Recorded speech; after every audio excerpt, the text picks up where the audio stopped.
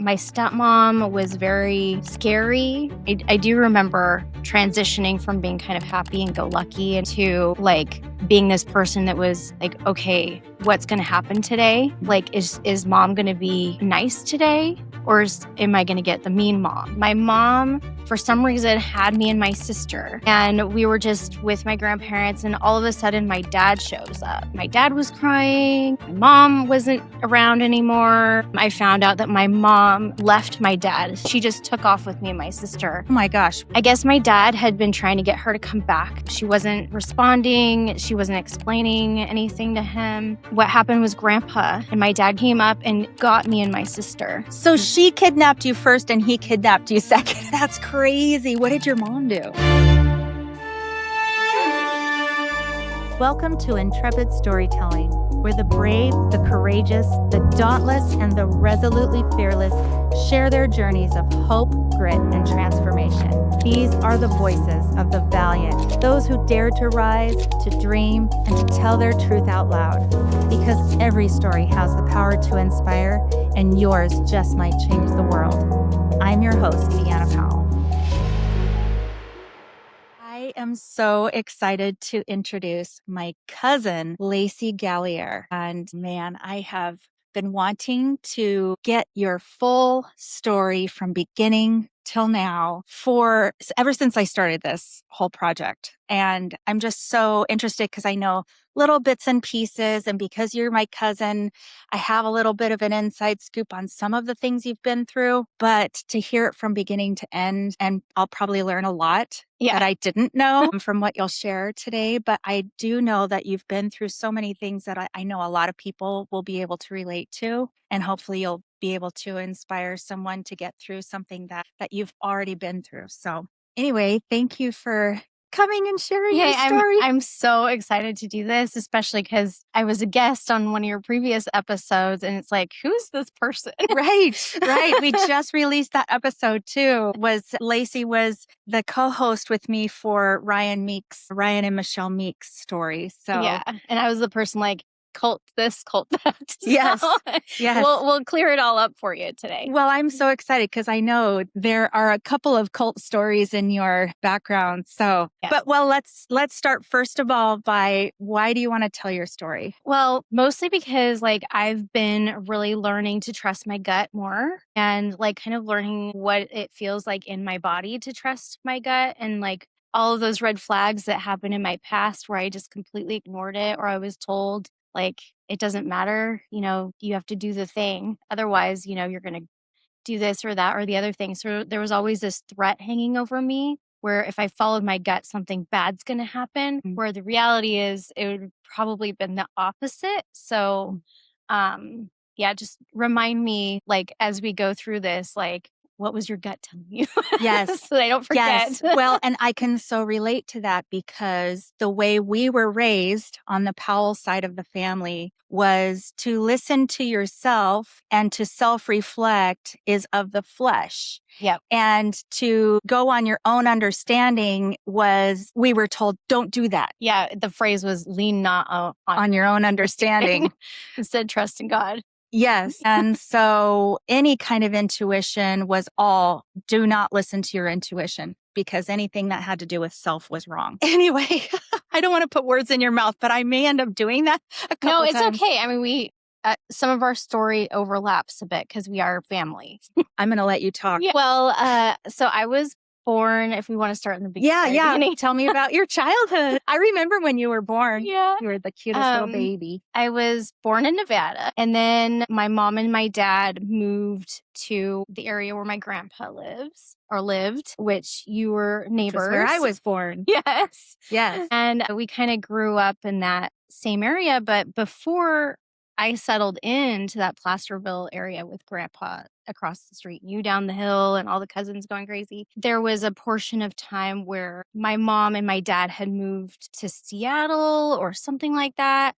My dad was in college or, that part of it's kind of like gray for me, really, like what exactly happened. But were they just trying out Seattle to see if that was a place they wanted to live? Yeah, well, I think my mom wanted to be near her family or something. Because your dad went to SPU, right? Yeah, my dad went Yeah. to SPU. My mom went to SPU. That's My dad went to SPU. Yeah, where they met. And so I think that they were kind of like in between, like, what are we going to do next kind of a situation. I was born in 83, and then my sister was born in 85. So it's just us two. And I I think my earliest memory is probably like of my crib a lot, like blankets in a crib. When my sister came along, she was like all arms and legs. You know, she was like this weird little creature that I couldn't really wrap my mind around. She was really noisy.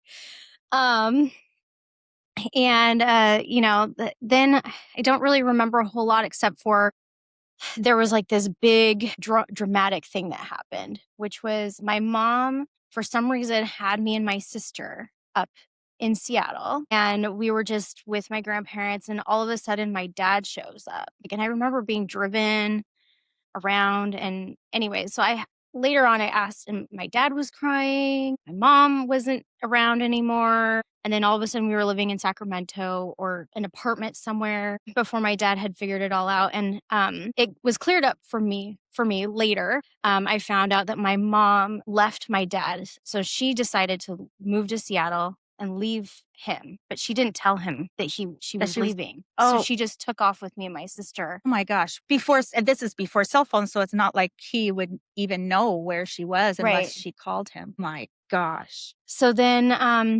I guess my dad had been trying to get her to come back to California. Yeah. And she wasn't responding. She wasn't explaining anything to him. This is like kind of his side, some of it. And then what happened was Grandpa and my dad got in the old pickup truck, Grandpa's, and came up and got me and my sister and took us back to California because my dad realized if we stayed in Washington, he was going to lose custody. So he had to move quickly and get us.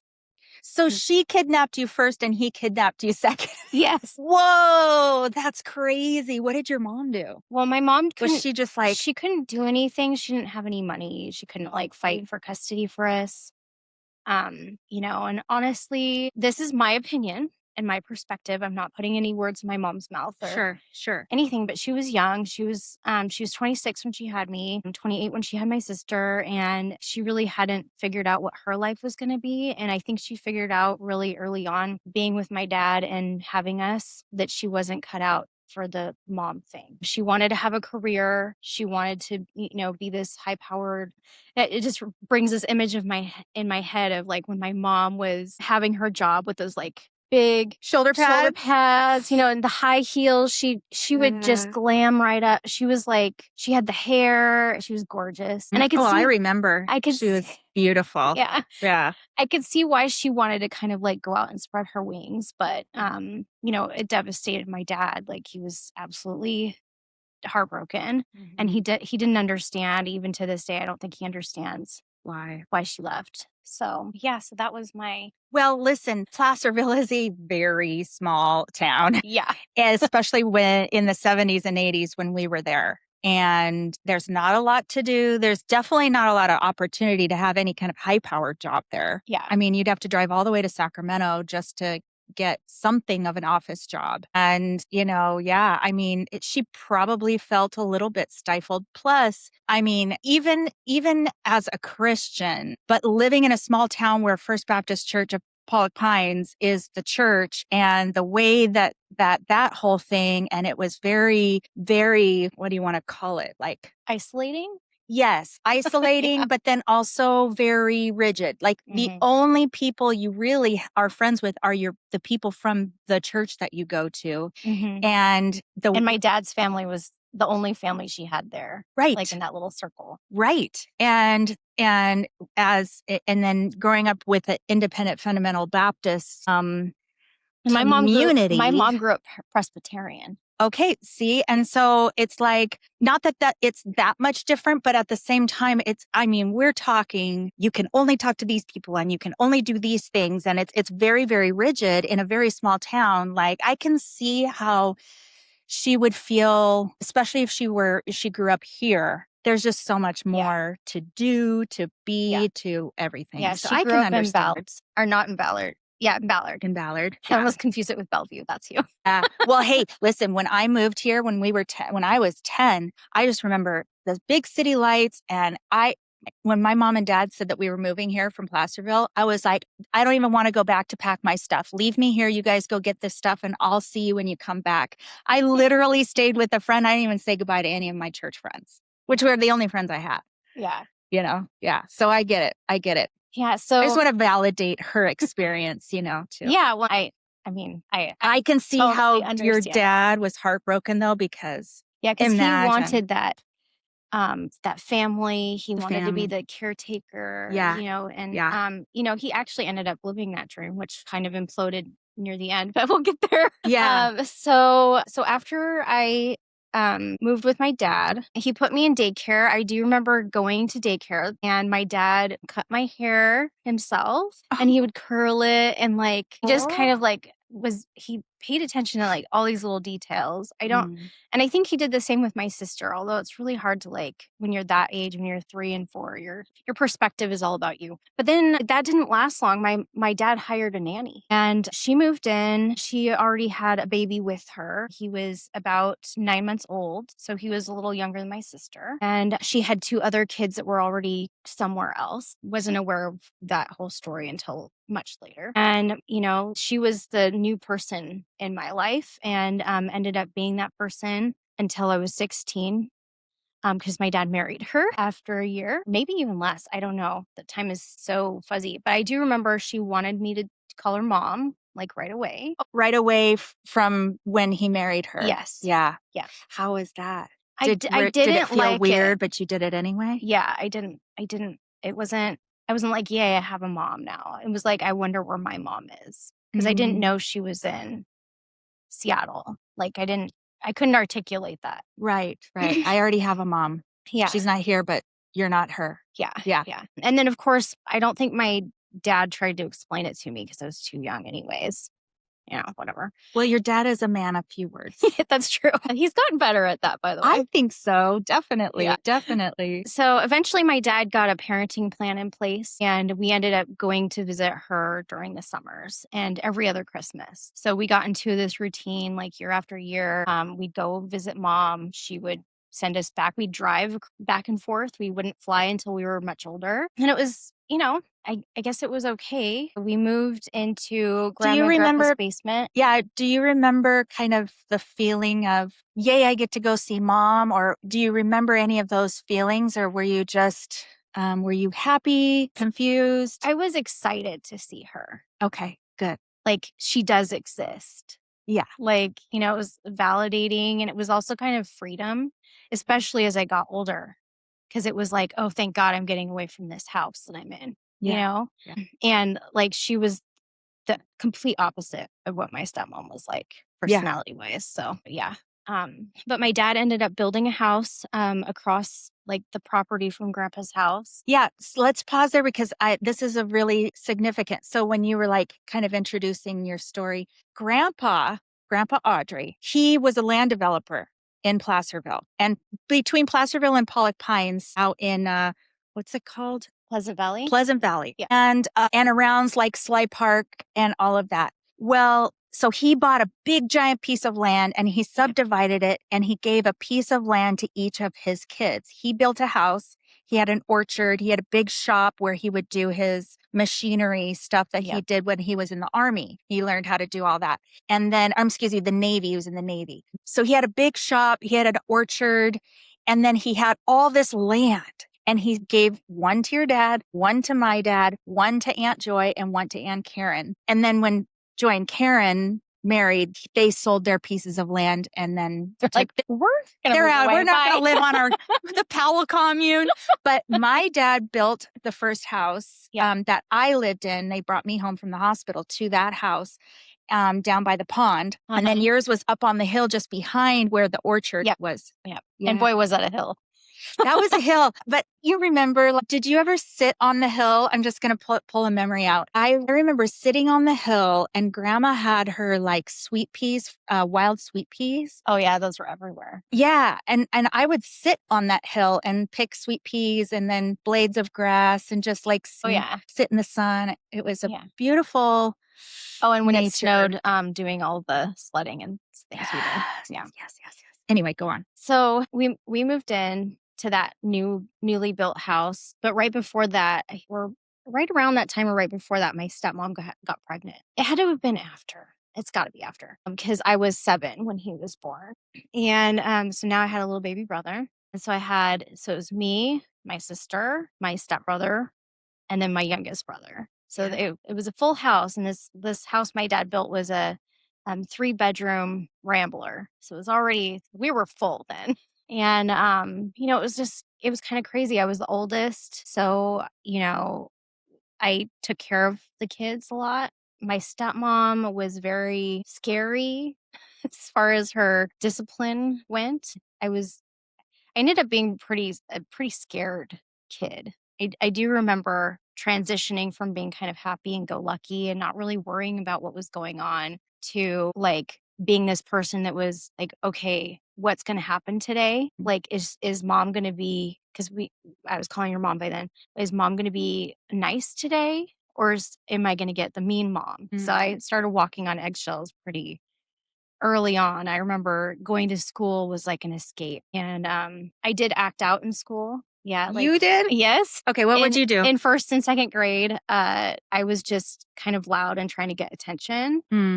And my teachers said that I was a disruptor and I was a problem. And so I'd get sent home with like a happy face or smiley face on my shirt. And I was terrified when I'd get a sad face because that meant I was going to get like my ass beat when I got home. Yeah. Did they really have to send you home with happy and sad faces? That's like literally setting these kids up. Everybody had to bring home a sticker, right? No, it wasn't the whole kids in the class. It's it was only just me. you? Yeah. Why'd your teacher do that? Because I was the one that was causing the problems in the class. Oh my God. Yeah, I don't recommend that for any teachers out there. Especially don't announce it to the whole class. Hey, Lacey gets a happy face today. Or I'm sorry, Lacey didn't get the happy face today. But especially if you know that the kid's going to get punished when they get home for having a sad face. Yeah, and what if you had peeled it off? I would beg her. Yeah. What if you peeled it off and didn't come home with any sticker? Well, then it was a sad face automatically. She had to initial it or something, and I'd bring it back the next day. Oh my God.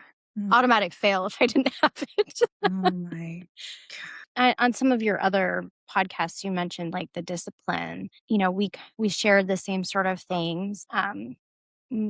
Spankings.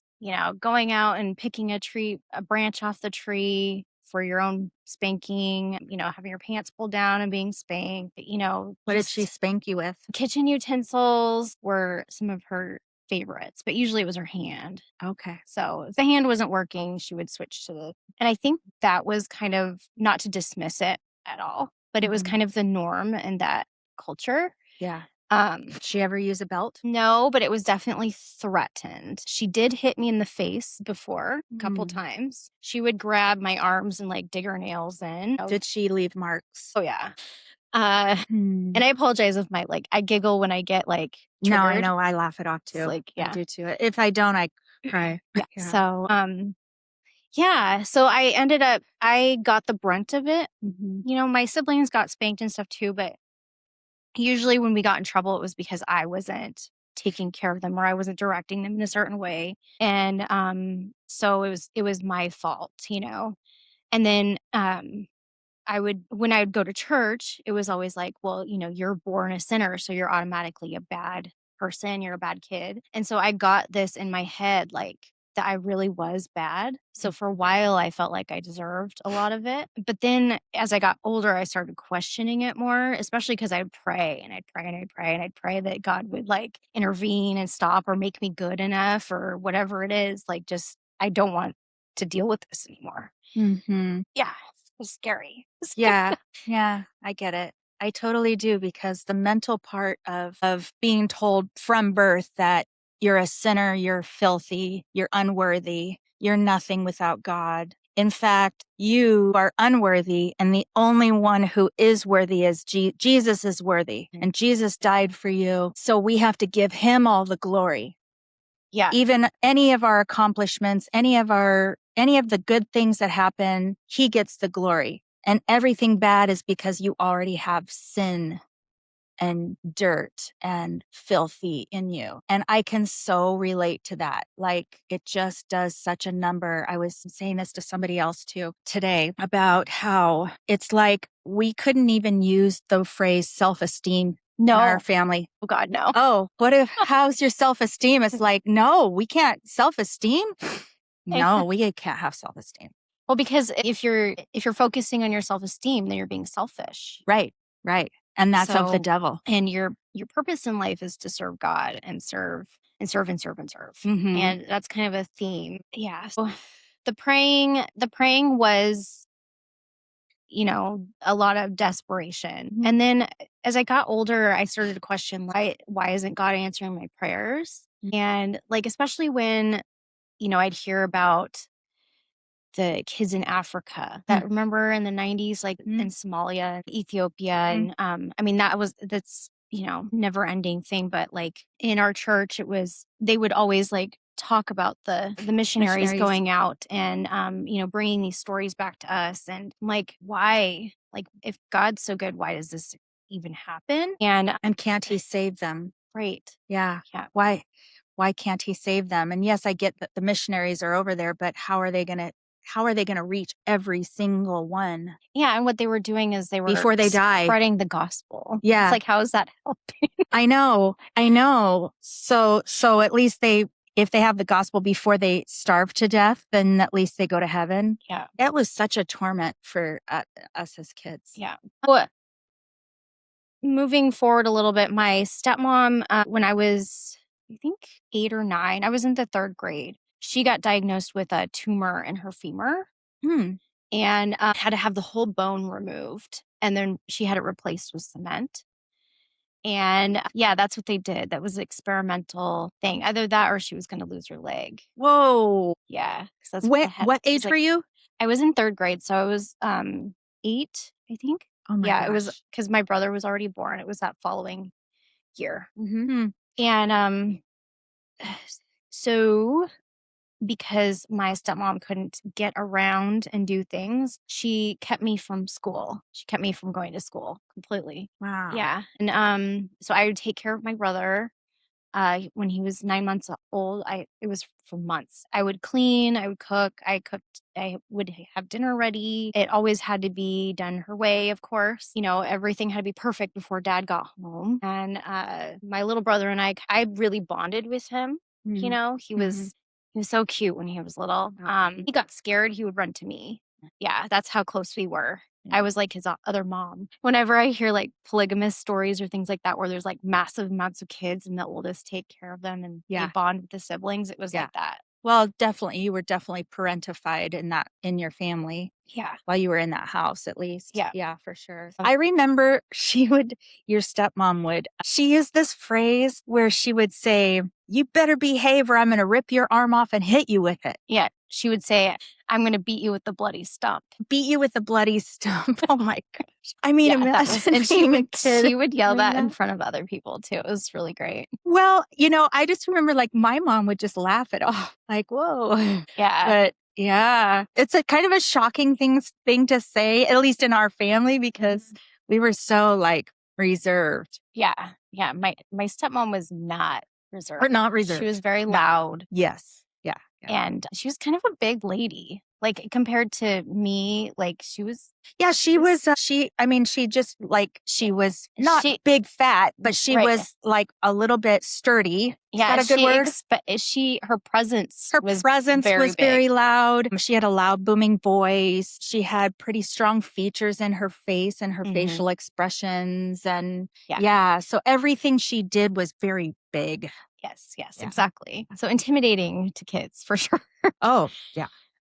So later on, my school wanted to hold me back a year because of my attendance problems, and my stepmom like vehemently denied allowing that to happen. So I finished the last couple months of 3rd grade and then was pushed into 4th grade. And I got a little bit behind, but then as I became more aware of like, hey, if I get good grades, then I don't get these punishments, and therefore I'm going to become a good student. And that I take with me until forever. How was your behavior then in school after you kind of started being a good student? It was okay. I do remember getting in trouble for giving a kid a titty twister because he Please kept, tell me you did not get a spanking for giving a kid a no, titty. this school punished me. Okay.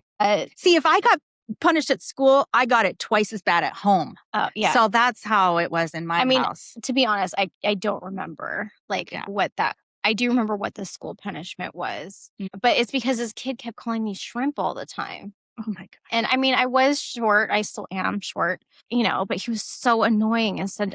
And because like I was being taught at home, like if they're not doing what you want, then you can lash out physically.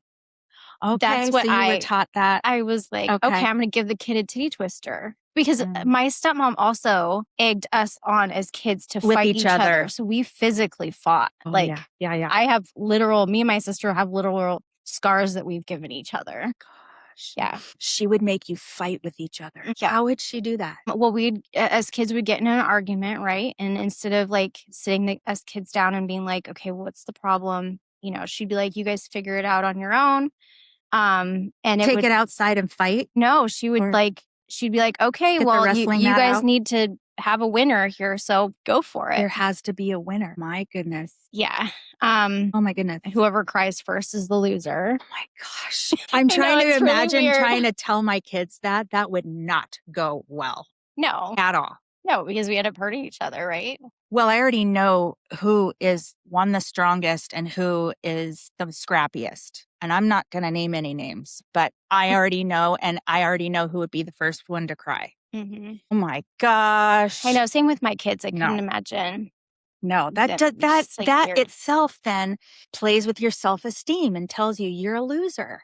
Mm-hmm. Well, and because you cried first. What it did was it also divided us kids. Yeah. We were never on each other's side. Yeah. We were always like against each other. Yeah. It was like, yeah, we didn't have each other's backs. Yeah. No, it was always like, you pissed me off today, so I'm not going to be your friend. And my sister and I would do horrible things to each other with our bedroom, like our stuff. We'd hide each other's stuff. I get mad at her for not cleaning up her stuff. So I just dump all of her crap all over her bed, garbage and everything, dirty clothes, clean clothes. It didn't matter.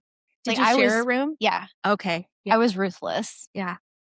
Yeah, but you had to win. I had to. And that was like instead of being helpful with each other and saying, hey, let's help each other so that we don't have to. Yeah. And it was the only time I had any power too. Yeah, I get it. Like any control over the situation. I know. I hate it though, because my sister and our relationship is crap. But and that's not the only reason, but it definitely plays into it. So anyways, school and growing up, I was a really good student. Did you go to public school or private school? It was public school. Okay. Yeah, I got, I guess, lucky in that sense. I didn't go to your dad's. My dad, because my dad started, he started Kingswood Christian School. This was when I was very young. I was still kind of a baby toddler coming into my 3 and 4-year-old stage. And that was at the church. He started that school. And then when he was the principal at Placerville Christian School, I went there and he was the principal. But my dad had the paddle. Yeah. The wood paddle with the holes.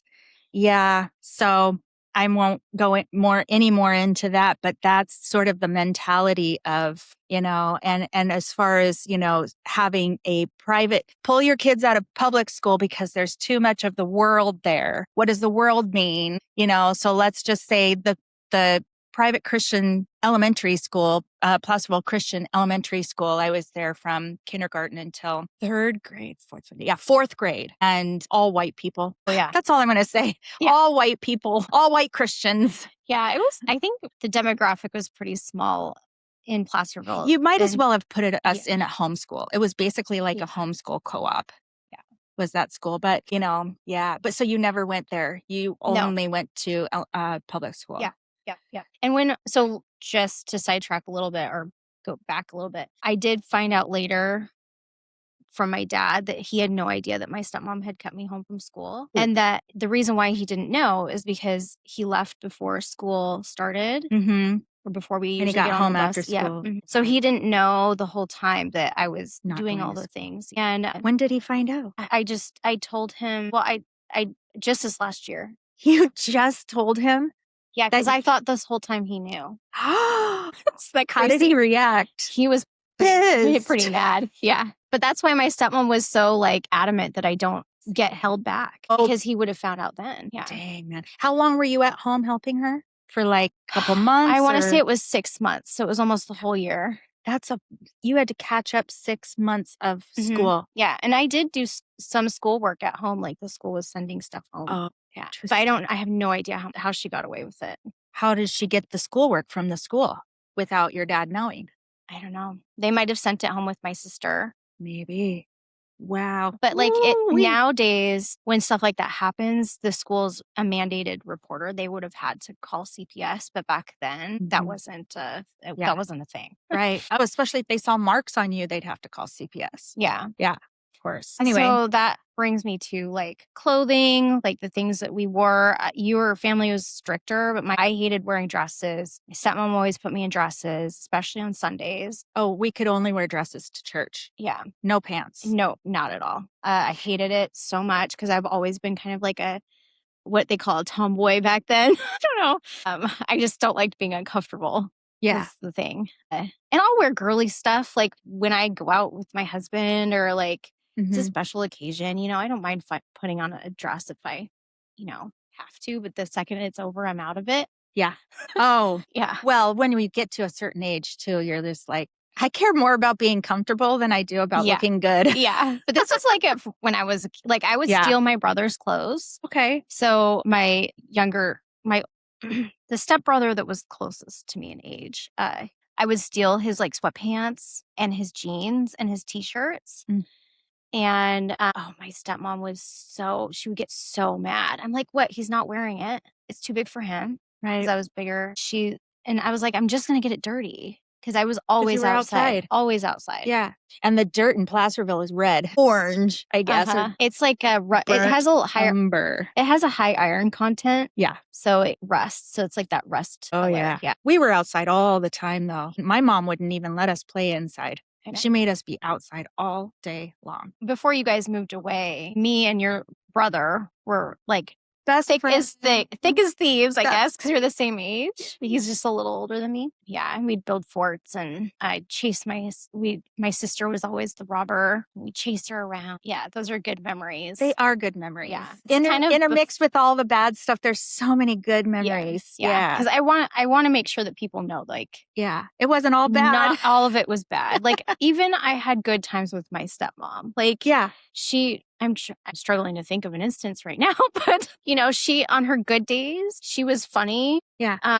She let me have my friends over. Yeah. We'd have these big birthday parties. She cooked a lot. She'd get mad at me because I couldn't eat a lot of her food because I found out later I was allergic to beef and pork. Yeah, for a while they thought I was just faking it because I didn't want to eat. But no, I'm not starving myself on purpose. I just I figured out which things upset me. So then once a week, she'd make beans and rice for me. Okay. Yeah. So that was like a special thing she did. Well, that's your comfort food now. It is. It literally is. You make the best beans and rice. Like the kids always ask me, will you make what Lacey makes? Yeah. Well, I got that recipe from my stepmom. Oh my gosh. Yeah. It's like, not all of it was bad. But I think the thing that sticks out is that my dad wasn't aware of a lot of what was going on because he worked so much. He was very hard worker. He still is. He's still working. He's 70 something and he's still working. Yeah. I know.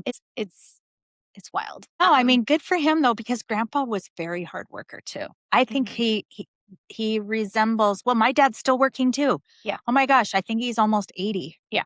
My dad.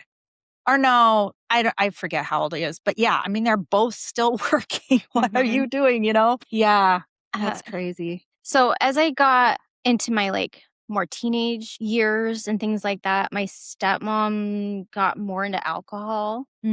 And she wouldn't drink every day, but when she drank, she would like get really trashed. And there was this incident where she had invited my friends over. This is what happened all the time. She would invite my friends over. So sometimes I wouldn't even know they were coming. They would just show up. And one time we were camping, because when they were over, we would camp outside on the trampoline or up in the treehouse. Or at this particular situation, we were sleeping in the converted garage my dad was working on converting it to a family room. Mm-hmm.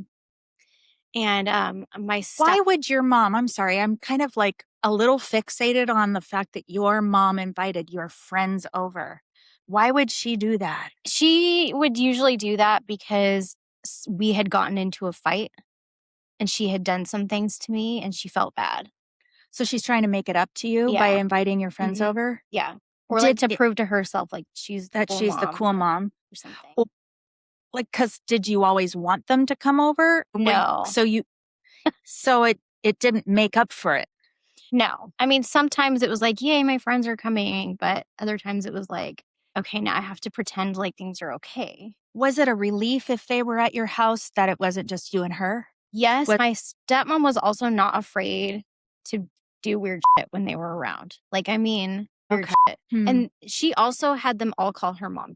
Like, she liked the attention. That's it. That's what I was thinking. Yeah, she's that's a what in the back of my narcissist. mind is what I was thinking, is because there are some people who they just have to have all the attention.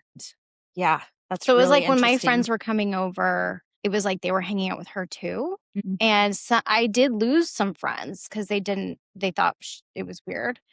And some of my friends did stick with me and they were like, I'm so sorry. Or they'd be like, my house is bad too. And I'd go over there. It was definitely bad too. They came over to your house because they didn't want to be at their house. Yeah, exactly. Or they wanted to be fed. Like I had one friend that was not, she did not get so hungry. She was, it was well, in her and own it's bad not situation. like, it's kind of fun to camp outside. Yeah. So those are kind of fun things to do when you go to your house. Yeah. At least you get to camp and eat. Yeah, except we didn't know what was going to happen. Oh, sure. So this one night she came out and she like flashed us.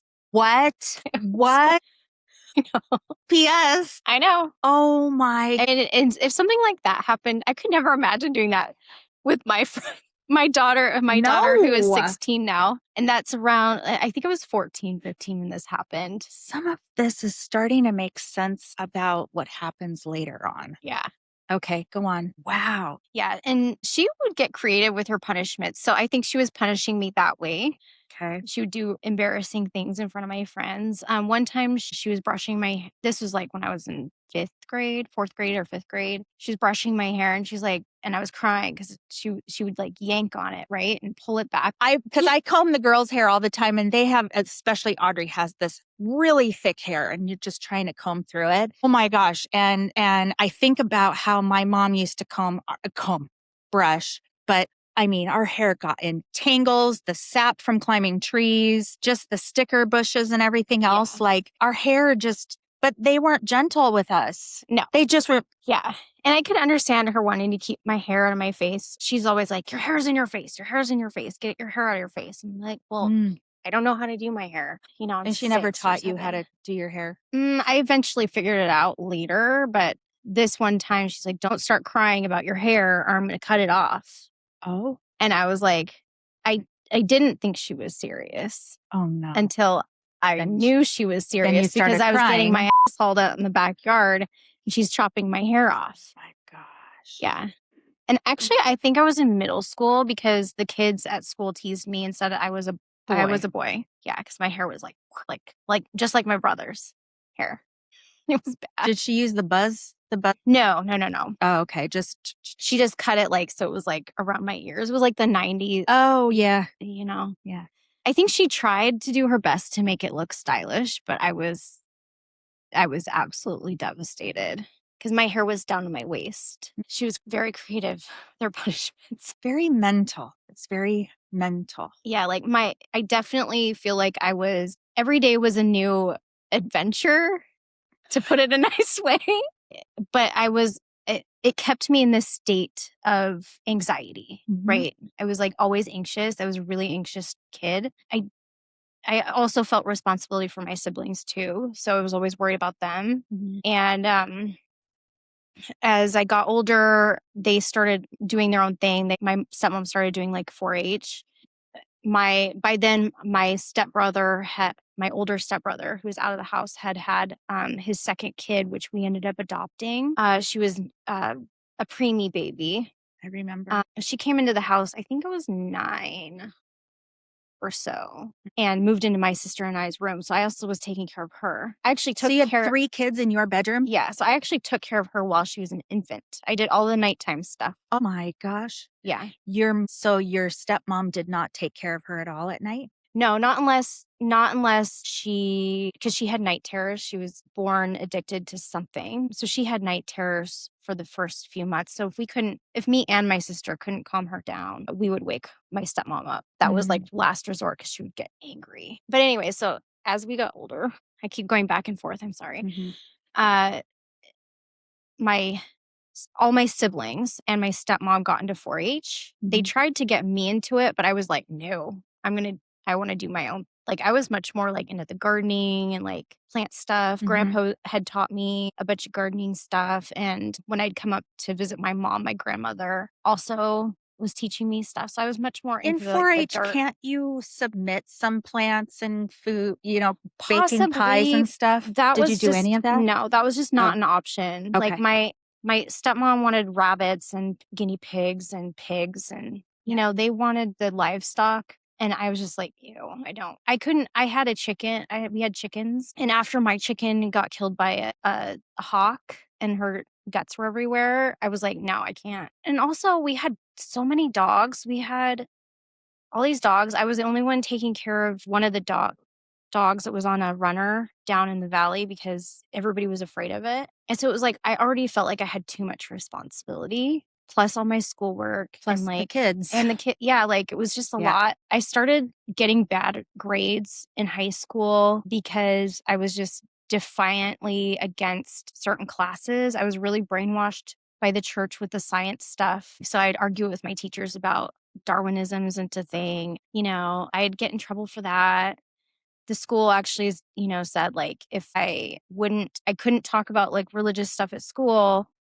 And if I continued, they were just going to fail me. So like there was all these threats. I had to go to summer school for 1 year for something. I failed PE because I didn't want to swim in front of the whole class because I was the slowest. Actually, I did jump into the pool one time and try to swim. And my teacher's like, you're slower than she used the R word in the class. What? Yeah. And so that was it. I was like, I'm not getting in that pool again. So I started running. So I would run. So she passed me with a D. I don't know if that's actual pass. She gave me a D for running instead of swimming. I mean, where we grew up in California is hot. It's so hot. And so when the swimming part happened, it was like near summer, near the end of school. It was like hot run. Jeez. Yeah.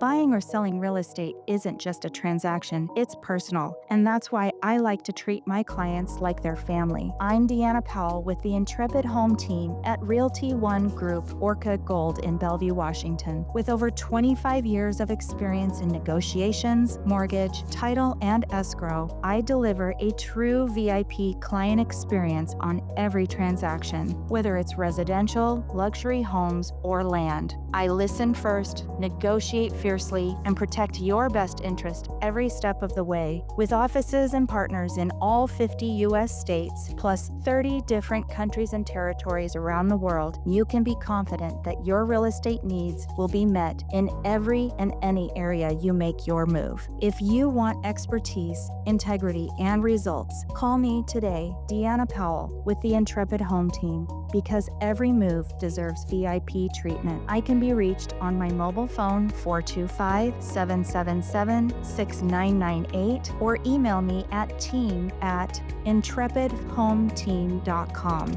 Or you can visit my website www.intrepidhometeam.com. That's spelled INTREPIDHOMETEAM.com. Wow. So those were my days. I had a boyfriend. He did coerce me into having sex with him, and I lost my virginity, and I thought I was going to die. I know that. Yeah. Yeah. And the only Yeah. reason why I did it is because he said he loved me. Like, don't you love me? If you love me, you'll do it. And like that was going on for a while. And Okay. Did you feel the obligation to marry him? I thought so, but then I ended up moving. Yeah. So I got out of it. Mhm. But he definitely wanted to marry me. And so you probably would have, because once you have sex, you're basically married. Is that the Exactly. mentality? Yeah, same with 100%. me. Yeah. 100%. Mhm. Yeah, there was just like a lot of really weird, random, crazy things. But during that time, this 4-H situation, my stepmom and the family were gone like every weekend. And so that was like my time to get my schoolwork done, like have quiet in the house, Oh, that that's sort of kinda thing. nice. It was amazing, except that I was expected to have the whole house cleaned and also get dinner started before they got home. And one of the days I did it, like the house had been trashed. My stepmom was kind of a hoarder person. So she would wreck things. My brothers would wreck things. They were never told that they have to clean up after themselves. It was always me and my sister. Laundry days it would take an entire day 'cause she would just wash laundry and then pile it on the couch. We'd have like this giant mountain of laundry. She loaded and unloaded, but you had to fold everything? Oh yeah. It was awful. Yeah. I mean, and it sounds like, laundry's just a life thing. You probably had to learn that anyways, blah, blah, blah. But like with me and my kids, I teach them how to do their own stuff. Like Their each own. individual, they don't, even my daughter the other day Not was everybody else's. yeah, Their own. my daughter the Yes. other day literally said, "Mom, I have never folded a piece of your underwear." I'm like, "'Cause I'm That's never my going to underwear. ask you." Yeah, that's exactly right. Like, listen, you made that mess, you clean it up. I'm not cleaning up your mess. Do I make a mess and make you clean up my mess? No. I clean up my mess, you clean up your mess. That's the rule, at least in my house.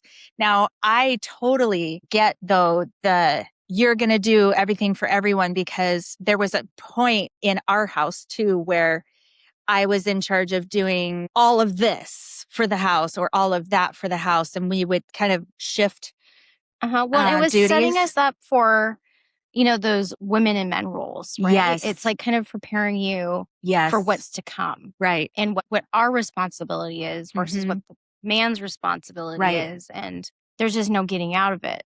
Right.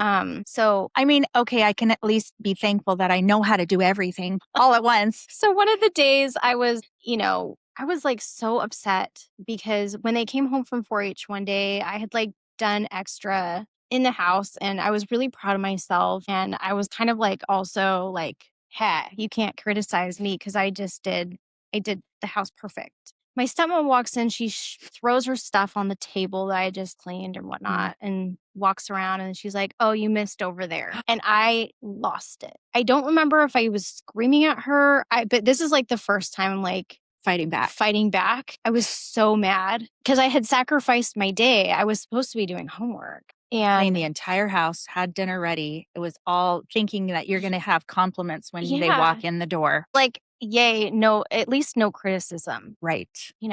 She found a way. So after that, it was like that day flipped a switch and I was like, no more, I'm not doing it anymore. I'm like, I don't give a crap. I'm done. Mhm. I'm done. I'm out. It's not on your you. responsibility anyway, Lacey. I know that. Like up to this point, I'm like 15 at this point. Yeah. And I'd been taking care, Yeah. I was like, I'm just done. Yeah. So what happened was it started creating problems for my stepmom because then the house wasn't getting cleaned as frequently. My dad was starting to notice. She would yell and scream at me and be like, you're not being a part of the family anymore. She was trying to get me. So we just like really started to butt heads. It was always like she would yell at me, I would sit there and cry, and she would tell me to put my crocodile tears away. But after that, it was like, no, I'm not doing it anymore. Mm-hmm. Interesting. And so we started fighting a lot. And was she still hitting you then when she was no, getting mad? Okay, not because at you were this- 15 by this point. Yeah. Okay. I mean, I could have easily just skedaddled right out of the room. She was not very fast You know that my mom with that leg and of dad were hers. still spanking us at that Oh time, my at God. that age? I think she threatened that my dad would, but he never I was going to ask, did. was she was the main disciplinarian? Your dad never really My dad did disciplined you? participate when it was like something very egregious that we did, you Mhm. know? Yeah. And which I understand because sometimes I get my husband involved when my son's not listening and he'll raise his voice. Then the boys just freeze. It's really funny, but he never hits them. I'm so glad that that's all it takes. Yeah. Yeah. And that's what it should take, right? When there's Yep. the physical stuff is not necessary. So because we were fighting all the time, it was one of those nights my stepmom had invited my friends over and I was actually not feeling good that night. So I was mad that they showed up. And I was laying in my bed. My friends all come piling into my room. I think there was 3 of them. And they were like talking to me and I was like laying on my bed. I'm like, I'm not feeling good. I'm so sorry, guys. You could just watch TV or whatever. And my stepmom comes in. She's like, why are you being such a pity party? Like, you're making your friends feel bad, blah, blah, blah. Like totally making me feel like I was putting them in a bad situation when she was the one that put them in a bad situation. And I was really nauseous that night. I don't know what it was. Maybe I had gotten some food that was cross contaminated at dinner because that would happen sometimes. And I would just be really sick. And anyways, stepmom was not having me in my pity party on my bed. So she dragged all of us kids out to the living room to watch TGIF. And we were watching like an episode of Full House. I remember this part of it so clearly because it was like so weird. I was like literally watching the show and thinking, why is my family not like the family on Full House?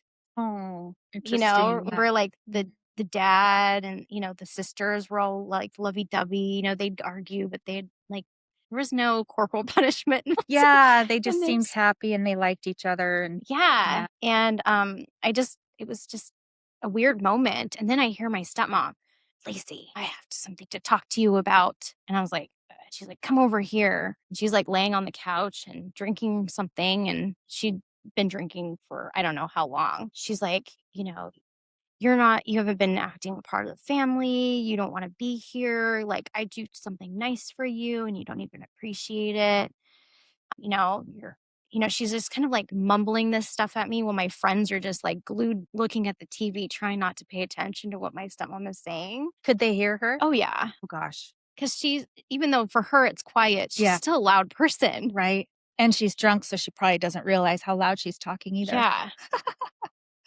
And like, basically, she said, your dad and I have been talking and we want you to leave. We want you to move with your mom. She had that conversation with you when your friends were there. Yes. Oh my gosh. And then she's like, then at the end of it, because like some of it, I was sick and I blocked out. She said, don't tell your dad we had this conversation. And I was like, okay. So I ran to my room and I was crying. My friends were like, kind of trickled in after me to see if I was okay. And I was like, just go tell my mom we're going to go to bed, whatever. And they were upset because they realized what was happening. And they're like, oh, she wasn't serious, was she? I'm like, I think she was. I'm like, I don't know. Like, maybe she wasn't. It was just really, when you're a teenager and you have those conversations, maybe not about something so serious, but like they try to, make you feel better and whatnot. I was not feeling any better. So that whole next week, my dad was driving me to school because I was taking an extra class in the morning. I was trying to catch up to those classes I was failing. And I was like, is he going to talk to me? Is he going to have this conversation? Like, so I was waiting and waiting and he wouldn't say anything. It was just weird, awkward silence. And so finally, like by that Thursday or Friday, the following week, I said something. I said, hey, Dad, do you want me to move to Seattle with my mom, to move with my mom? And he was silent. He didn't say anything to me. Okay. And I was like, well, mom said that I tried to fill in like the empty air. Yeah. of I'm the trying to words. think of what your dad might be thinking at this time. If he did know, then he was silent because he didn't want to say it out loud. But if he didn't know that your mom had said those things, he's probably trying to process going, why is she asking me this? Exactly.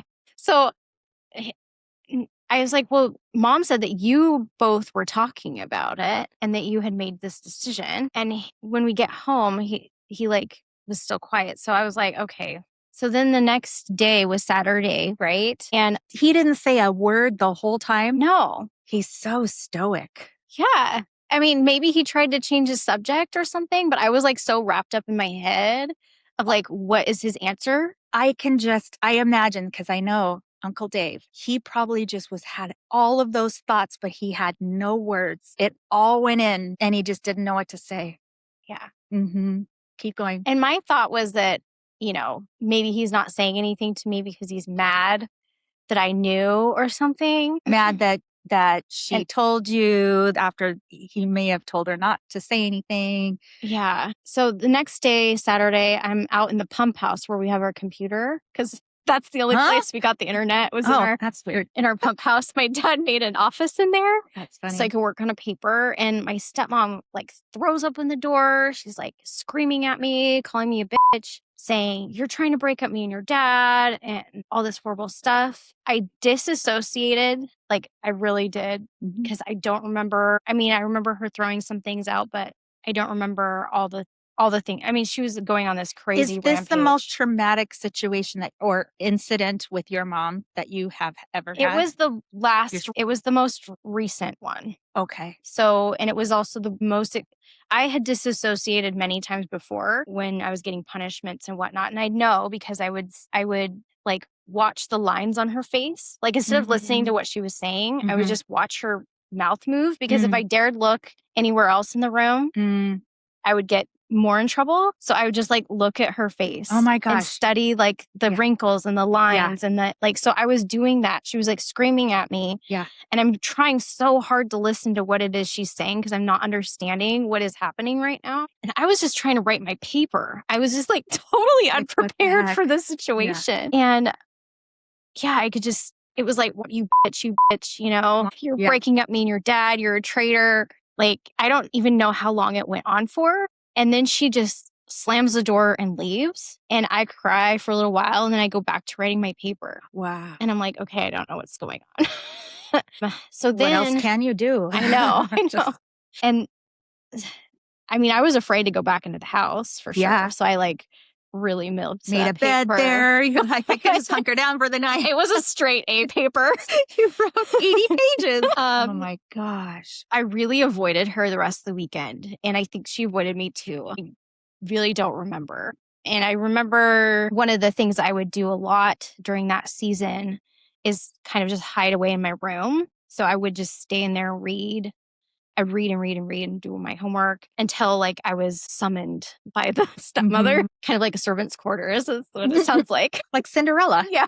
Lacey, it's time to clean, time to cook. I'm like, what now? Oh my gosh. Well, I mean, no wonder you were such a good student at that time because that's really kind of like, oh, thank God I have homework. Yeah. Well, and I was also terrified because in my freshman year, I did so terribly. Like I was really behind and I had to catch up. And now you were home all weekend. Where was your dad? Probably working on the property and shop stuff? or But he still wasn't tinkering. talking to you about what you had asked him about? Mm-mm. Man. And you were internalizing. He was internalizing. Yeah.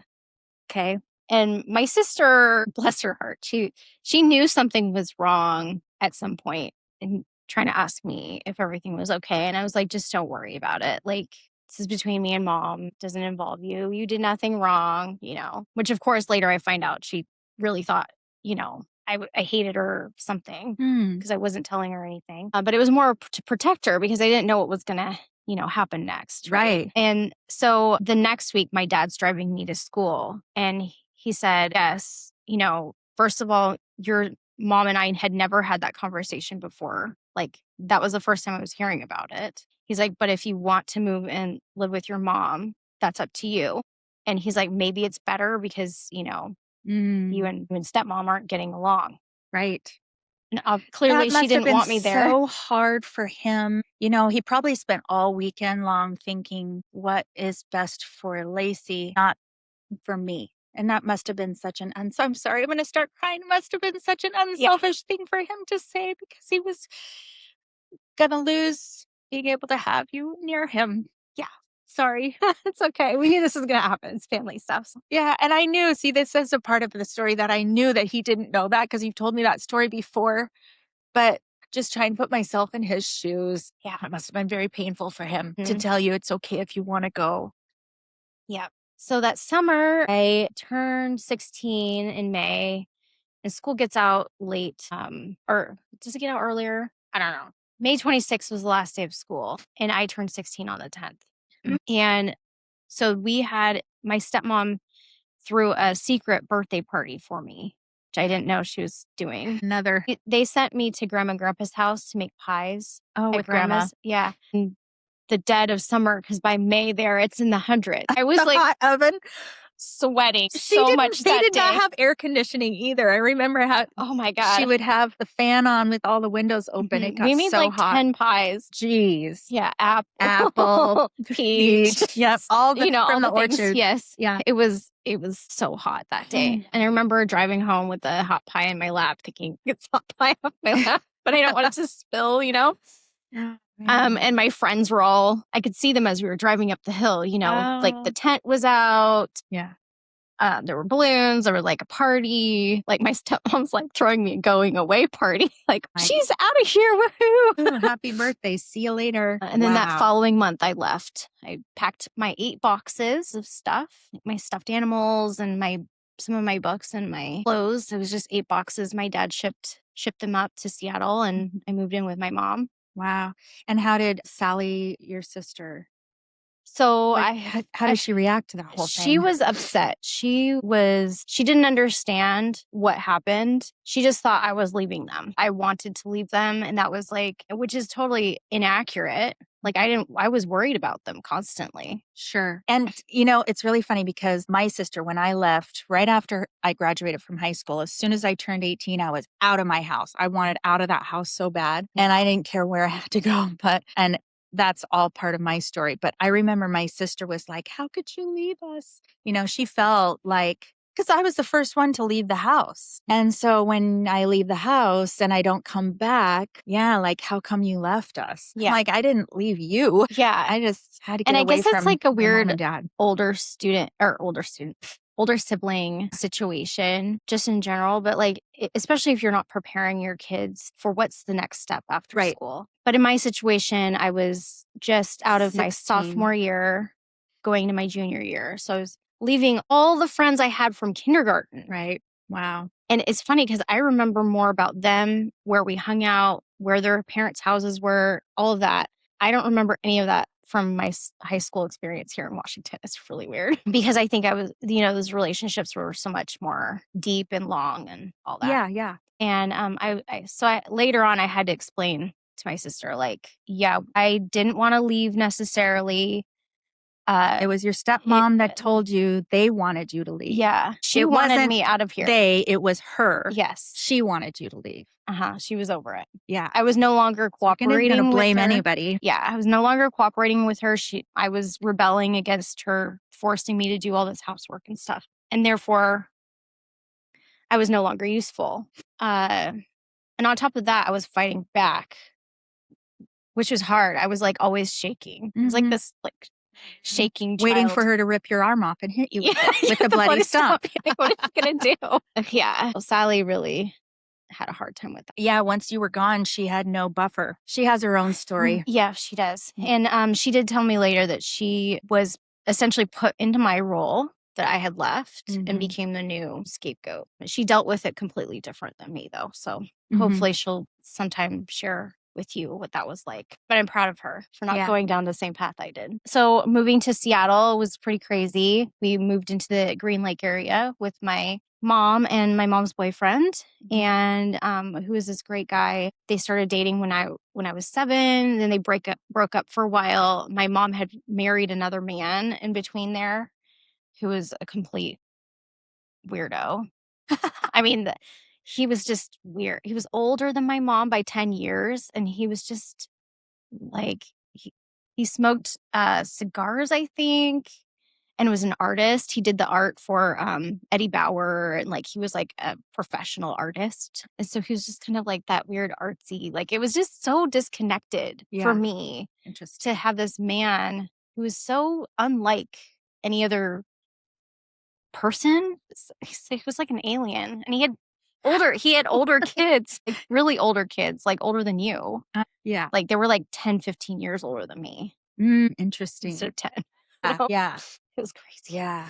Huh. But that relationship didn't last very long. No, it was about 2 years. And then she got back with Lars? Yeah. Yeah. And then she got back, which I was so excited when I found that out, but when I moved there, they were thinking about moving to Ballard. So they took me to Ballard High School to see it, and they had just rebuilt it to this huge high school. I remember walking down the hallways and like it just seemed so astronomically bigger than the high school I was used to in California.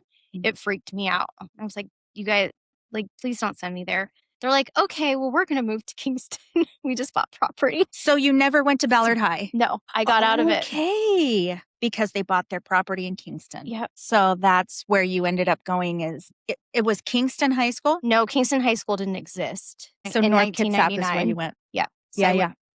So what happened was they rented an apartment down in Paulsbo, and I would just take the bus and ride in. But the biggest revelation I had was that my mom's drinking had gotten really bad. Like, your biological mom. my biological mom. Oh. So this is something we kind of haven't addressed is my visits to my mom.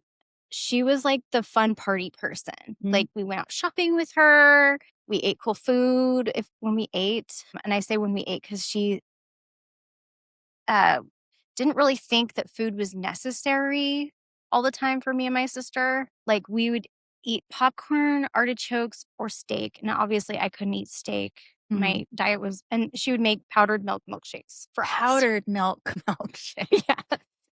Interesting. Yes. That's okay. And then when she was working, we'd stay with my grandma, and my grandma would make food for us. So okay, your mom's mom. Yeah. So we ate well with my grandma. Okay. But when the days when we were with my mom or like dinner or whatnot was like pretty. And then was she drinking pretty heavily when you go and visit her? Yeah. So she would definitely be, by bedtime, she'd be passed out. And I remember doing a lot of caretaking of her when I was little and things like that. But everything was okay because she was fine in the morning. Nothing really bad happened. This is like my little kid justification. Oh, this is normal or whatever. And I'm just thinking of some instances I'm not going to share because if my mom listens, she'll be so embarrassed. We don't have to tell her story. Yeah. We don't. If they impacted you in a very significant way and it's part of your story, it's fair. But we'll just say that some of the things she did were while she was drinking, looking at it from a sober person is hilarious. Okay. I can honestly, because I'm, I had a drinking problem. And the things that I did, I'm very transparent about. The things you do when you're drunk, it's so embarrassing. I am okay with having my story told, but I don't know if your mom's going to be okay with that. No, I'll refrain. Yeah. But she did we do things that are so embarrassing, like literally. Yeah. Yeah. One thing I can't share, which is not super horrible. She took us shopping to the Northgate Mall, which was like our favorite thing. We'd always because my mom would buy us clothes that we wanted. Home in California, we were wearing clothes from the Kmart, or the Goodwill. local consignment store. And it was always stuff my stepmom picked out for me, which was like, I hated. So you got to wear what you wanted to wear, like got to wear your flannels and your baggy pants and stuff. Yeah. So my mom bought me, she took us to like Express and she would buy us like full outfits, like head to toe, like everything matched, went together, new shoes, all that. Then I'd go home to California. My stepmom would criticize it. And one time because I like to wear the baggy pants. And one time she like grabbed me in the crotch area. And she said, "What is it you're trying to do? Be a boy?" Oh my God. I mean, so it was so confusing because it was like my mom said I looked fabulous, and then my stepmom's like hates it, and I kind of think part of it could be that my stepmom was like jealous, that she couldn't do that with us. Yeah, this is me projecting. No, I mean that's where my mind immediately went, is that she was just jealous that your mom gave you what you wanted and that she couldn't. Yeah, my mom drove this really cute little Toyota Celica 1990. It was like a little zippy sports car. And my mom was living the life, right? Like she got that job. She got her CPA. She worked in the big buildings in downtown Seattle. I still to this day don't know how she wore heels all day. It's just crazy. She was in the party scene. I don't think she dabbled in drugs, but she definitely drank a lot. We got into a couple dangerous situations with her driving. Like, her driving drunk scared the crap out of me. And especially as I got into high school, I just flat out said, don't drive me. Like, I'll walk home in the dark. I don't even care. So it had escalated quite a bit when I moved up, and Lars knew about it. When we moved into the apartment in Paulsbo, she was hiding her alcohol in cupboards, and I'd find it in the laundry room, things like that. She was trying to hide. And that was hard for me because, like, I didn't know what to do in those situations. So I'd just pour it down the sink, and then she'd get mad. I'm like, Mom, if you're going to drink it, just drink it out in the open. Don't just hide it places. So then did she stop hiding it? No, she found better spots. But by then, she was passed out by 2 p.m. So I'd come home from school and she'd be out, like on her days off that she wasn't working. And so I couldn't really bring friends over. So I was kind of isolated again. Lars was working on building the house in Kingston. I went and I helped him a lot with that. He taught me how to drive. I got a job and a new boyfriend. And I started going to Christ Memorial Church in Paulsbo.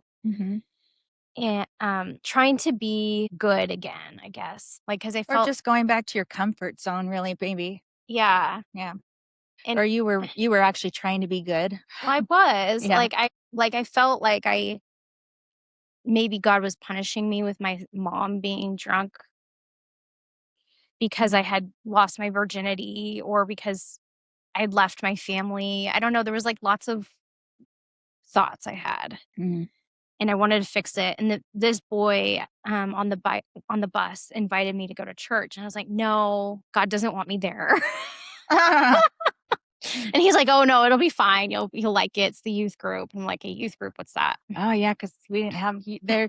That little church didn't have a youth group. Yeah, they had a youth meeting at the church that I started going into after my family left the Baptist church. There was another church they went to in Placerville, or more down in Pleasant Valley instead of Pollock Pines. Okay. I'm doing this because there was a hill. Church. I didn't know any other church but that First Baptist church. Yeah, it was called Grace Community. And it was actually pretty cool because my dad would take me to Bible study with him, and I could ask hard questions of the pastor. And he would, let me ask the hard questions, like about where, dinosaurs and like the sciencey stuff. I was really nerding out on it. Yeah. And so I left. I never got any of that. I never got exposed to anything where I was allowed to question at all. Yeah. The only time I could do it was at the Bible study. And there were other adults there. I was the only kid. Interesting. Yeah. Small town, man. Yeah. So you started going to like the youth group in Paulsbo. Yes. Okay. Yeah. How was that? Did you like it? I did. It was a culture shock thing for me, though, because they are Pentecostal. Oh, yeah. And so the whole raising of the hands and the speaking in the tongues thing, it was like, what the hell is going on here? What is going on? Yeah. I'm like, do I have to do that?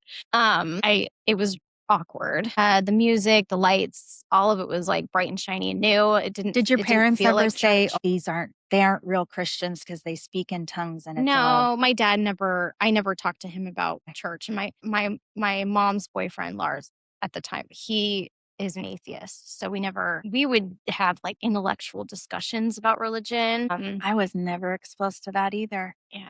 Very controversial. There were 2 different teachers at my Christian school, junior high school, that my parents would say, oh, they're Democrats. You don't listen to what they have to say. Yeah. And so even though they were Christians and they were teachers at Bellevue Christian, my parents did not want me listening to what controversial things that they would have discussions about in class. So if they were like, yeah, well, here's a question for you to ponder. And I was like, don't ponder that question. Wow. That's how, stop right there and don't think any more about that I was. Yeah. That's so wild. Mm-hmm. Yeah.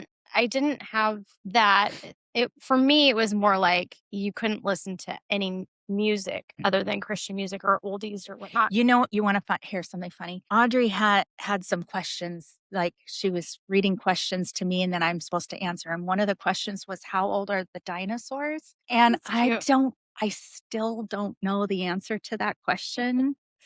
And Billions and billions and billions of years yeah, old. 3 billion years. I don't know. Or 30 million years. Yeah. See, I still don't even know the answer to it, but she asked me the question and she had the answer.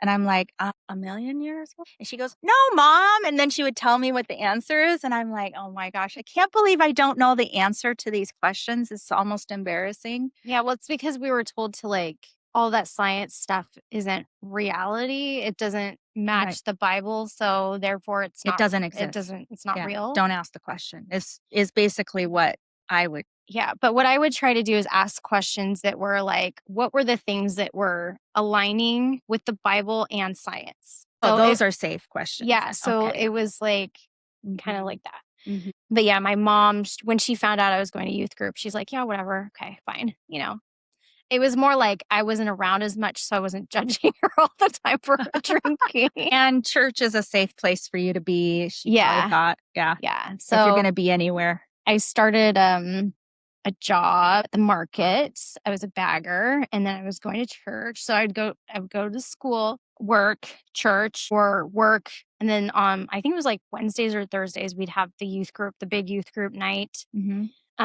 They immediately, and I didn't know that this is indoctrination or have language for it, but the pastor would always talk about serving the church, volunteering, Getting a service position. Yeah. He's like, if you're not serving in the church, then, you know, you're just being selfish. I mean, he wouldn't put it like that direct. This guy was so smooth and he had a real way with talking to teens and a very magnetic figure. He was like 6'3" or something, blonde hair, basketball kind of guy. Like all the boys wanted to be just like him. All the girls wanted to marry a guy just like him. You know, it was like, he wasn't like attractive or anything, but it was just like his personality was just so, and he was just so on fire for Jesus. And, you know, and his whole thing was get a service position, because to come to church and you ingest and take, but you really enter into your faith in a real way once you start giving back and letting people feed from you. Yeah, exactly. So then you I've have heard this that talk before. feeling of guilt. Yeah, right. Like if I'm not serving, you're then not a real Christian. Then I'm not giving back to what the church has given me. And so I volunteered. I mean, there's a little bit of truth in not necessarily church talk, in, you know, just being in relationship with somebody else. Yeah. You know? Yeah. You don't want to be a sucker. What do you call that? A vampire. Yeah. In other words, you want to be able to give it's like of yourself you don't want to to other take, people. You're not, what it made you feel like is you were taking advantage of the church. Right. And it's more manipulative. For even being there all the time. Yeah. Without doing something in return. And so he would list off all the positions that needed help or whatever. Right. And he's like, because, you know, you might be next to somebody that's been serving in the church for a while and they need a break or whatnot. So I volunteered to help with service setup. And I would like be the pamphlet holder and like pass out the pamphlets, put them all on all the chairs. I got to use this really cool like folding machine, which I think I told you about. So funny. I need a folding machine for my newsletter. I know, that's what I was saying. Yeah, and the pastor, like, he paid attention to me. He's like, Lacey, you're so fast and at learning this stuff. You're very organized. You don't, you know, overly socialize with the other kids here, so you get the work done. You know, your stepmom trained you well. Yeah. He's like, you're always looking for more things to do. And, you know, and I was like, yeah, well, I just want to do what I can and I have nothing else to do besides go home and be with my mom. And my mom and Lars had started really fighting around that time too. Like they were fighting a lot. And I thought that they were going to break up. And they almost did multiple times. And which would have really sucked because Lars was like the only person taking care of me essentially. Yeah. And, you know, we had our own routine. Like the nights where I wasn't working at the store, we would make dinner together and eat with his dad because his dad was also, he was living on a trailer or something on the property, but he'd come over for dinner. And anyways, so I was like really worried about losing him because it was like, okay, if he disappears, what am I going to do? You know, I still don't have that answer because he never left. Thank goodness. I guess we'll never know. But so the summer I was graduating, I decided to apply to go to Romania and be a missionary to Romania. And because during that time, Youth with a Mission? Do you remember what it was called? Ours was like Legacy. Okay. I don't know. There are different groups Yeah. that take youth missions to different places. Yeah. So interesting. This was through the Assemblies of God organization. I know that because this church was a denominational church. It was definitely affiliated with them. So I signed up for that and raised money. I got money from the Grace Community Church sent me money. Oh. And my grandpa and a couple other people, and I raised the rest on my own. Also during that time, I was like really gaining my own autonomy for the first time. Like I had my own health insurance. I went and I found out I needed glasses. Wow. After all that time. I got braces because the dentist in California never realized I needed braces. I had teeth in the roof of my mouth, and I still have a baby tooth. So can we talk about that? Because this is really significant for you to like take initiative and go and do these things on your own. That's really, I was 17 really grown when up. I started that. Yeah. Wow. I'm in awe. Because I knew if Lars left, I had to be prepared to be on my own. Wow. Yeah. You were kind of forward thinking. Wow. So like you just called the dentist or orthodontist and No, said, I told my mom, you have to make me an appointment. Okay. Yeah. And she did it. Yeah. Okay. Yeah. Okay. Wow. Just kind of preparing yourself for Yeah, she wasn't completely disconnected.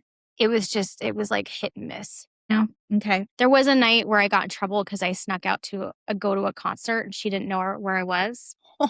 Yeah. Ooh, I went to the Creed concert. Creed? Yeah. Cool. Because I was really into like grunge and metal, which was your like Creed a huge t-shirt. Yeah. Nice. Yeah. So I got in big trouble because I went out with my boyfriend and his big brother. You took the ferry over? Oh, yeah. Oh, that's cool. Oh my gosh. I would have gotten got home so late. I wouldn't have been able to sit down for a week.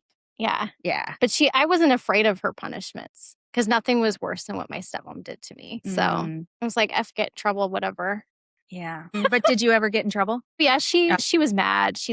I can't remember what she punished me with, but it was like, you can't see your boyfriend for a week or something. Yeah. So my boyfriend he was a year older than me, graduated, and then went to Seattle, the Art Institute of Seattle. And I stayed, and that's when I really got into the church stuff because him and I were like sleeping together. We were drinking. We were doing all this stuff.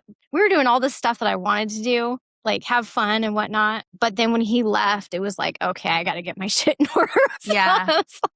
Yeah. And you didn't get another boyfriend once he left? No. We stayed. Oh, you stayed together? And girlfriend. Yeah. Oh, okay. But he had just gone to college. Okay. So you weren't seeing him as much. So you were just kind of buckled down and did the rest of the responsible stuff. Exactly. Got it. Okay. So, and then when I graduated from high school, I started a job working for a guy who has an orchid conservatory because I got into FFA and did like floral competitions. And I really wanted to work in the floral department at the grocery store because I love plants. So that was like my aim. I'm like, okay, I got to get the FFA under my belt so that the grocery store will allow me to work in the floral department because you can't work in the floral department until you're 18 and you have to have some sort of like experience in making flowers. What is FFA? It's Future Farmers of America. Oh, okay. So they had a horticulture and floral program and my horticulture teacher at the high school, which was great. We had horticulture at the high school. That wasn't the thing. Yeah. Surprisingly, in Northern California, there's but that small town, there's nothing there. But my poor horticulture teacher, Mr. Waller, I still know him. He was like so annoyed with me because I would go to class and he would be teaching. I'm like, okay, well, what about this? What about that? Like I'd be pushing him to teach more. Oh. And he's like, Lacey, the rest of the class, you're up here. already. And the rest of the class is trying to catch up. Yes. Yeah. Because I had all this other knowledge from growing up with grandpa and my grandma. Yes. And the orchard and the... Yeah. So... and the 4-H stuff. Yeah. So he finally was like, okay, I got to get her off my back. So he got me, he got an email from this guy asking if there was a student who'd be interested in growing orchids in a lab. And so Mr. Waller gave me the job thing. And I was like, okay. Internship almost. Huh? It was a paid position. Wow. Yeah. Cool. Yeah. So Lars drove me to that interview. Did you get extra credit? No. For doing that? No. Oh, you probably could have if you figured something out. I had to start the job after graduation. Oh. I couldn't do it while I was in school. Okay. Because they needed me during the day. And I had the grocery store job. And I was going to go to Romania. So I couldn't, everything had to work in order. I see. But anyways, I got the job and I started growing orchids in a lab on culture medium, which basically means, for those people who don't have any idea what I'm talking about, is orchid seeds are really tiny. They're like powder and they're wind dispersed in the wild. But it's illegal to grow orchids from seed other than in a lab because they're protected species. So you have to, if you want to sell them or anything like that, you have to show, it's kind of like chain of custody. You have to show that you grew it from seed and that you didn't steal it from the rainforest before you sell it. Chain of custody. Yeah. So it's really funny is that my mind immediately went to chain of title because of my real estate background. Yeah. Oh my gosh. But yeah, that is so interesting. Yeah, because otherwise you can't get a phytosanitary certificate to ship the orchids anywhere. Yeah. Do you get a little title report? Well, a little orchid report? They give you the phytosanitary certificate. You put that. Anyways, we're going way off topic. No, sorry, but anyway. So I did that. I went to Romania. And that was going to Romania basically started my deconstruction out of everything. Going to Romania. Oh, yep. And also I had a really bad experience at the church where I brought my friend. There was this sweet boy in my FFA group and he came out to me. I can't believe he trusted me with this. It's frustrating now, but he trusted me. He told me he was gay, or he said he thought he was. And I was like, you totally are. Yeah. So tell me something we don't know. I'm like, it's fine. I'm not judging you. He was awesome. And isn't that so special that your first reaction is, that's fine? Yeah. Well, because of your loving heart. Well, and I didn't by this time, some of those things about God condemning people for their sexual orientation, I wasn't agreeing with. I was just first, it just doesn't make any sense. If Jesus says love your neighbor, then you should love even the gay person if they're your neighbor. That was where I landed in my high school brain. Yes, me too. And I also was not aware of how heavy coming out was until much later. I mourn this situation over and over again, even to this day, every time I think about it. But he came out to me and he said, I might be gay. And I was like, okay, well, that's fine. How are you? How do you feel about it? And he's like, I just don't know. And I was like, we can go to church and you can pray about it if you want, and he's like, oh, I don't think the church will accept me. I was like, my church is so cool. They'll accept you. Come on, And so that week I took him to youth group and come to find out he was not accepted. The pastor literally told him he was not welcome because he did go up to the altar call and ask to be prayed over for him being gay. And the pastor said, well, you can't be gay and also attend the church. If today's story moved or inspired you, please take a moment to share this episode with someone who needs a spark of courage. Your 5-star rating and short review help these brave, courageous, and resolutely fearless stories reach even more hearts. And if you're watching on YouTube, don't forget to like, subscribe, and hit that bell so you never miss an episode of Intrepid Storytelling. Thanks for listening.